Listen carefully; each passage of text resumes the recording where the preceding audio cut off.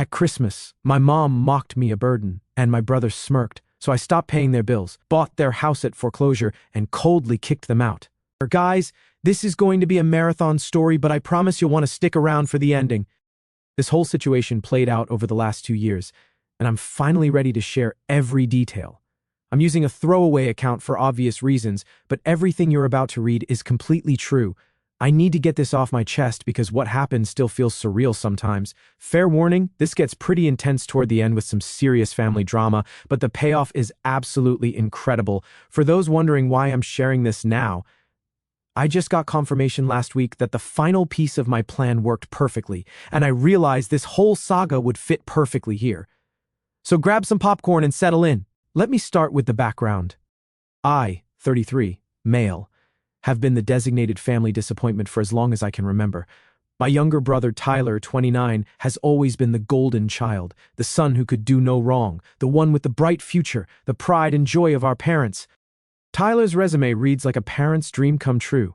Star baseball player in high school, full scholarship to State University, graduated with a finance degree, works at a downtown investment firm, drives a BMW, wears expensive suits. He's 6'2", has classic all-American good looks, and has always been smooth with words, everything my parents ever wanted in a son.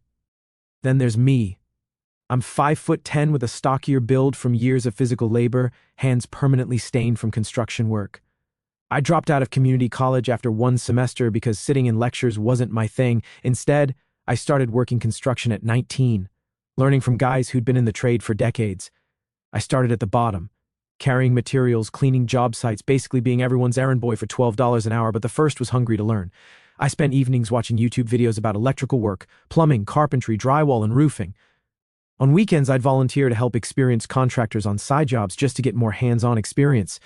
By 22, I was running my own crew for a mid-sized construction company. By 25, I had saved enough to start my own business with a used pickup truck and a toolbox full of equipment I'd accumulated over the years. By 28, I owned a legitimate construction company with my own shop, multiple trucks, and a crew of 8 full-time employees. Nothing glamorous about it, but I built it with my own hands and brain. We specialized in commercial renovations, custom home builds, and emergency repair work. I developed a reputation for quality work delivered on time and on budget. Word-of-mouth referrals kept us booked solid most of the year. My parents never saw it that way, though.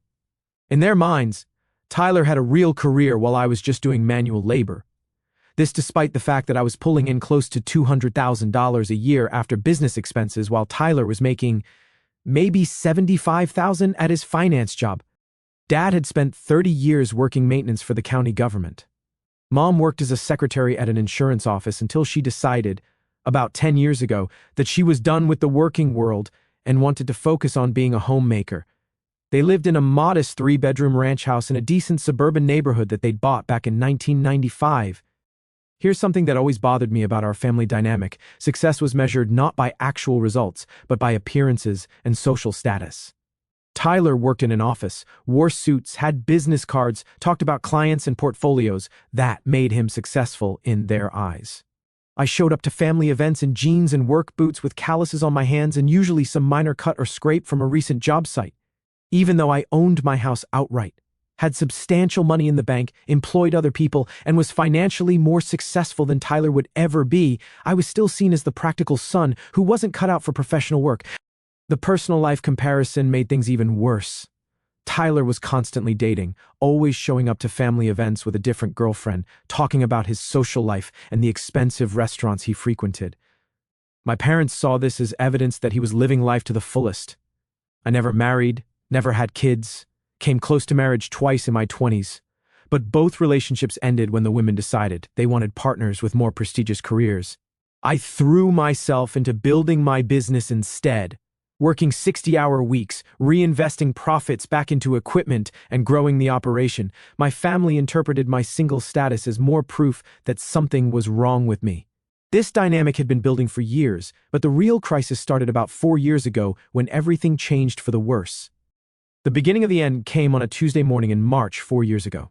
Dad was at work doing routine maintenance on the county building's HVAC system when he fell off a ladder and seriously injured his lower back.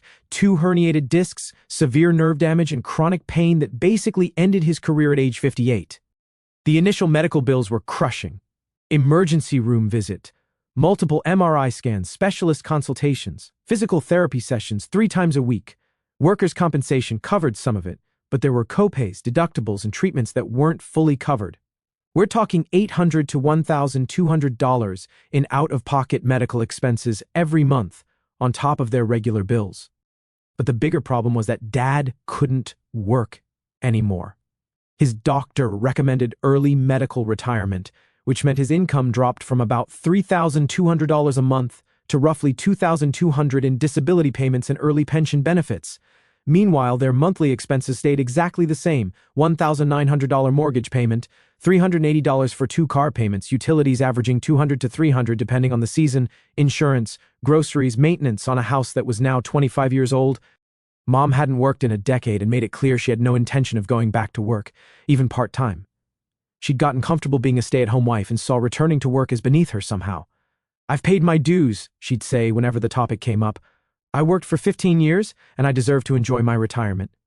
So naturally they came to me for help, not Tyler with his fancy finance degree and investment knowledge, but me, the family disappointment who apparently wasn't smart enough for office work, but was somehow smart enough to solve their financial problems. It started innocently enough. "Ryan, honey, can you help us with Dad's physical therapy copays this month? It's just temporary until we figure things out." Then it was, "Ryan, we're running a little short on the mortgage payment. Could you spot us the difference?" Within a few months it became, "Ryan, you know we're really struggling right now." By the 6-month mark, I was covering their entire $2,600 monthly shortfall every single month. Their mortgage, the gap in medical expenses, utilities when money got tight, groceries when they ran short, emergency repairs on their cars or house. We're talking about $125,000 over the course of 4 years that I poured into keeping their household financially stable. Here's what really got to me though. Tyler never contributed a dime. At every family gathering, every holiday dinner, every birthday party, he'd show up talking about his latest big client or some investment opportunity he was working on. He'd brag about taking his current girlfriend to expensive steakhouses or weekend trips to the mountains, but somehow he never had any extra money to help Mom and Dad with their bills, and my parents never asked him to help either. It was just automatically assumed that I would handle the financial crisis because I didn't have real responsibilities, like Tyler did with his important career. The complete lack of gratitude or even acknowledgement made it so much worse. When I paid their bills, it was just expected. When Tyler bought Mom a $150 scarf for her birthday, she'd post pictures on Facebook bragging about her successful son. Yet when I kept their electricity on and their house out of foreclosure for 48 consecutive months, nobody said a word. Everything reached a breaking point last Christmas when Tyler showed up with his newest girlfriend, Jessica. And let me tell you, this woman was an absolute piece of work in every possible way. Jessica was 24 years old, clearly about 10 years out of Tyler's league in the looks department, with bleached blonde hair, obviously fake breasts, lip injections, the whole Instagram influencer appearance package. She claimed to be a social media entrepreneur with about 40,000 followers who posted fitness photos and tried to sell workout supplements and protein shakes. The moment she walked through the door, she started taking selfies in every room of the house, posting them on her Instagram story with captions like "spending the holidays with my amazing boyfriend's incredible family." It was obvious she was treating the whole thing like content for her brand. Mom was absolutely smitten from minute one. "Jessica, honey, tell me all about your business. How exciting that you're an entrepreneur." Jessica's business consisted of posting thirst trap photos and hoping supplement companies would pay her to hawk protein powder to teenagers, but Mom treated her like she was running a Fortune 500 company. The whole Christmas dinner became the Tyler and Jessica show. Jessica spent the entire meal asking him questions designed to make him look successful, inquiring about his job responsibilities, his income potential, when he might get promoted, what kind of car he drove, where he saw his career going. Really subtle gold digger behavior, but my parents interpreted it as a young woman impressed by Tyler's success and ambition.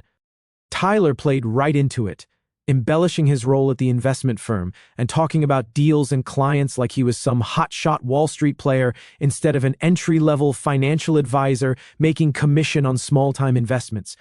Meanwhile, I was doing what I always did, helping out in the kitchen because Dad's back problems made it hard for him to stand for long periods, carrying heavy dishes, basically being the unpaid help while everyone else socialized. When we finally sat down to eat, Jessica turned her attention to me with what I now realize was carefully calculated condescension. "So, Ryan, she said with a bright fake smile. Tyler mentioned you work in construction or something like that. The way she said construction or something like that, like I might clean porta potties for a living, carried a tone of barely concealed disgust mixed with pity. I own a construction company, I replied, trying to keep my voice neutral. Built it from the ground up over the past 12 years. She gave me an even brighter fake smile. Oh, wow. That's so authentic. It's really great that Tyler's family has someone who does the hands-on blue-collar work. Someone has to do those jobs, right? Like it was something to be ashamed of. Something that existed only to serve people like her and Tyler who had real careers. Before I could respond, Mom jumped in with her own twist of the knife. Ryan's always been more of the practical type. Not everyone can handle the pressure and responsibility of professional careers like Tyler has. That comment hit me like a punch to the stomach, but I kept my expression neutral. Then Tyler, clearly trying to impress Jessica, added his own contribution. Yeah, Ryan's definitely the dependable one in the family, always there when we need something fixed or taken care of. The way he said taken care of while giving me a knowing look. All three of them knew exactly what he meant. They all knew I was bankrolling their lifestyle. They just didn't care enough to show gratitude. But the absolute knockout punch came later in the meal when Jessica started talking about her future plans. Mom got this dreamy expression and said, "Oh, Tyler will give us such beautiful grandchildren someday. He's always been destined for a big, happy family." Then she looked at me and added, Ryan's married to his work. Some people just aren't the family type, you know." Not the family type? After 4 years of being literally the only reason they still had a family home to live in, Tyler actually laughed out loud and said, "But hey, at least we know we can count on Ryan when we need him. He's always been the reliable one in our family." Reliable, like a piece of machinery, like a tool you pull out of storage when you need something fixed or paid for. That's when the last piece of my denial finally cracked. I understood with perfect clarity that I wasn't their son or brother. I was their financial safety net, their emergency fund, their backup plan, and they didn't even pretend to be grateful for it. After that Christmas dinner, I started paying attention to things I'd been deliberately ignoring for years. How Tyler always seemed to have money for expensive restaurants, weekend ski trips, and designer clothes, but never had cash available to help with family emergencies. How he'd show up wearing a new watch or driving a freshly detailed BMW, but would mysteriously disappear whenever conversations turned to Mom and Dad's financial struggles. I also began noticing the ridiculous double standard. When Tyler giving Mom cheap jewelry, Facebook brag post. Me quietly transferring $2,600 into their account every month. Crickets! In February, I decided to run a little experiment. I deliberately forgot to make their mortgage payment 1 month just to see what would happen. The answer, 3 days. 3 days before Mom was calling in a barely controlled panic. "Ryan, sweetie, the bank called about the mortgage payment. Did something happen? Did you forget to send it this month?" Not we need to figure out how to handle this or can we sit down and discuss our financial situation. Just the automatic assumption that I'd made a mistake and needed to fix it immediately. I paid it that time. But something fundamental had shifted. The spell of family obligation was finally broken. That's when I decided to do some actual research into Tyler's real financial situation.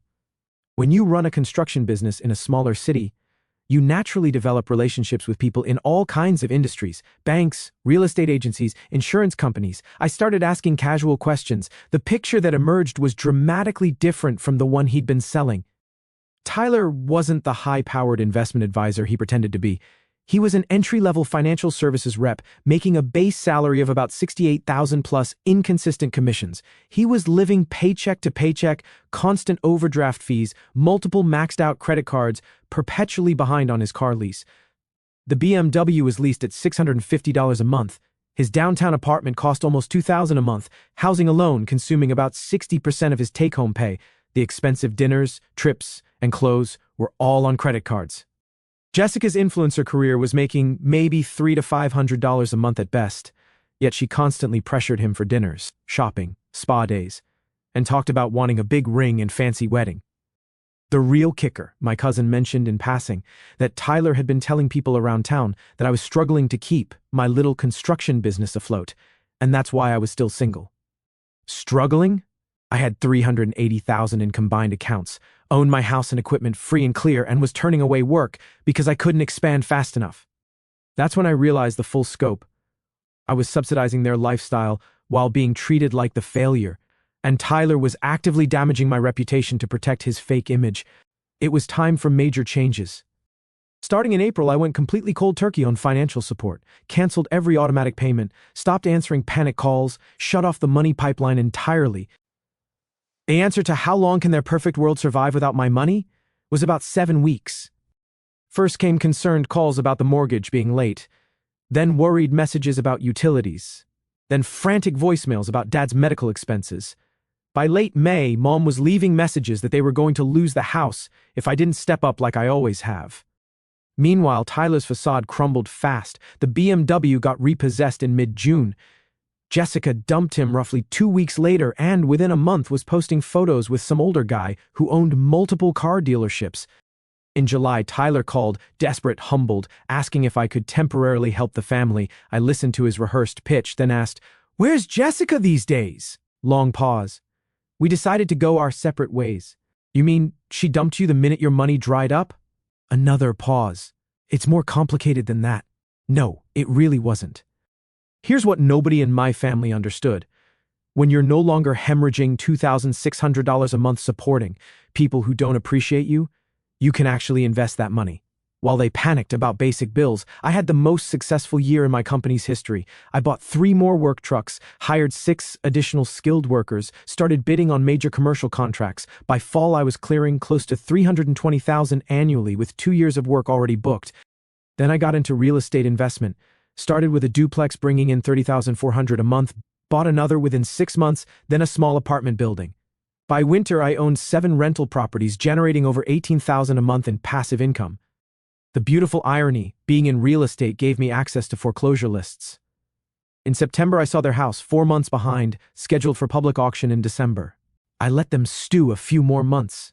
November brought increasingly desperate calls from Tyler. Mom and Dad were facing eviction in January. We're family after all. I asked what his plan was. He was working on a personal loan, but his credit had taken a hit. I hung up and finished setting my plan in motion. December. Foreclosure auction. 10 o'clock Thursday morning at the courthouse steps. I showed up in a charcoal gray tailored suit and Italian leather shoes, looking like every other serious investor there, when 847 Maple Street came up. 3 bedrooms, 2 baths, 1,850 square feet. The opening bid was $165,000. I waited, let others drive it to $195,000, then jumped in at $185,000. A few more bids. At $200,000, the competition dropped out. I went once, went twice, sold to bidder number 23. Just like that, I owned my childhood home. 10 days later, the sheriff served the 72-hour vacate notice. Mom called hysterical. "Some investment company bought our house at auction and they're kicking us out."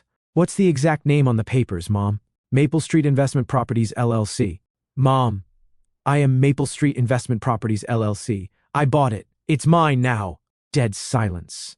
"You have 72 hours to vacate. After that, the sheriff will remove you." Tyler showed up at my house 2 days later looking like hell, driving a beat-up Honda Civic. He begged, he apologized, he promised to pay me back. Eventually.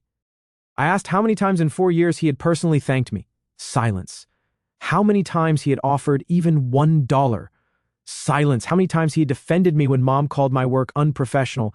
More silence. Then he cracked. "Fine, I'm sorry, okay? We took you for granted. Now can we work something out?" I told him to leave and never come back. 8 months later, I converted the house into a transitional living facility for men completing addiction recovery programs. I partnered with local nonprofits, completely renovated the property, and now it provides housing for guys who are genuinely trying to rebuild their lives. Men who actually appreciate a second chance and understand the value of honest work.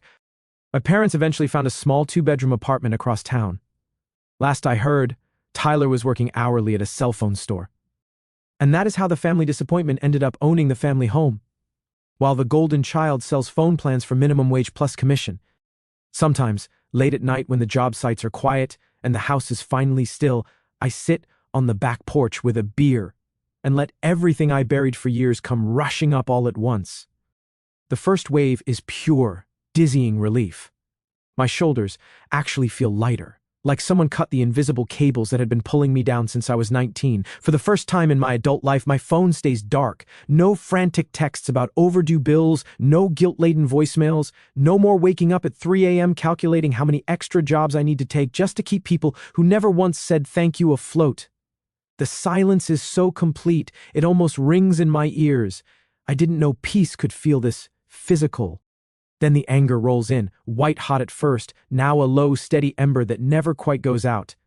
I'm furious at the blatant, shameless favoritism, at the way they rewrote reality so a leased BMW and a cubicle job looked like success, while owning a company and employing 8 families was blue-collar. I'm furious at the Christmas dinner scene still plays on a loop in my head. Jessica's syrupy voice, Mom's knife twist about me not being the family type, Tyler's smug chuckle as he threw me under the bus one more time. I hate that those words still have the power to sting. And I hate even more that I spent years trying to earn love from people who only valued what I could pay for. Beneath the anger is a grief I didn't expect. Sharp, aching, and embarrassingly childlike. I mourn the parents I wish I'd had, the ones who would have bragged about their son the entrepreneur the same way they bragged about batting averages and scholarship letters. I grieve for the big brother-little brother relationship that only ever existed in my imagination. I mourn the version of me that believed if I just worked harder, sacrificed more, proved myself enough, they would finally see me. Letting go of that hope hurts worse than any insult they ever hurled. Guilt shows up too. Quieter but persistent. Did I go too far? Was buying the house and serving the eviction notice vengeance dressed up as justice? Those questions used to keep me awake. Then I walk through the recovery house that now stands where my childhood bedroom used to be. I see men who've lost custody of their kids, who've slept under bridges, who tear up when they're handed a key to a real room. One resident, a former welder with hands rougher than mine, told me last week that having a stable address let him get his daughter back for weekend visits. 90 days sober because someone believed he was worth a second chance. That single conversation drowns out every last whisper of guilt. What remains when all the noise fades is pride. Solid, quiet, and immovable. I look at the company that carries my name on the trucks, the rental portfolio that spins off more in a month than my parents ever made in a year, the crew that trusts me to keep their paychecks coming, the recovery house that turns despair into possibility, and I know I built every brick of it honestly. No debt-fueled illusions, no pretending, no begging for approval from people who never planned to give it. I was never the family disappointment. I was the only one who refused to live a lie. Healing isn't linear. Some nights the anger flares, some mornings the grief sneaks up and punches me in the chest. I don't think I'll ever sit at another holiday table with them, and I'm genuinely okay with that. The little boy who just wanted his parents to be proud grew up and became a man who makes himself proud every single day. So if you're the wrong kind of successful in your family's eyes, the one with grease under your nails, or student debt instead of a corner office, or a business they don't understand, listen carefully. Your value was never theirs to determine. Build anyway. Grow anyway. Protect your peace with the same ferocity you once used to earn their love. And when the day comes that they finally need the very thing they mocked, remember that boundaries aren't cruelty. They're the oxygen you need to keep becoming who you were always meant to be. I'm breathing deeply now. The air tastes like freedom, sawdust, and the faintest hint of second chances. For the men in that house, and for me, damn, it feels good.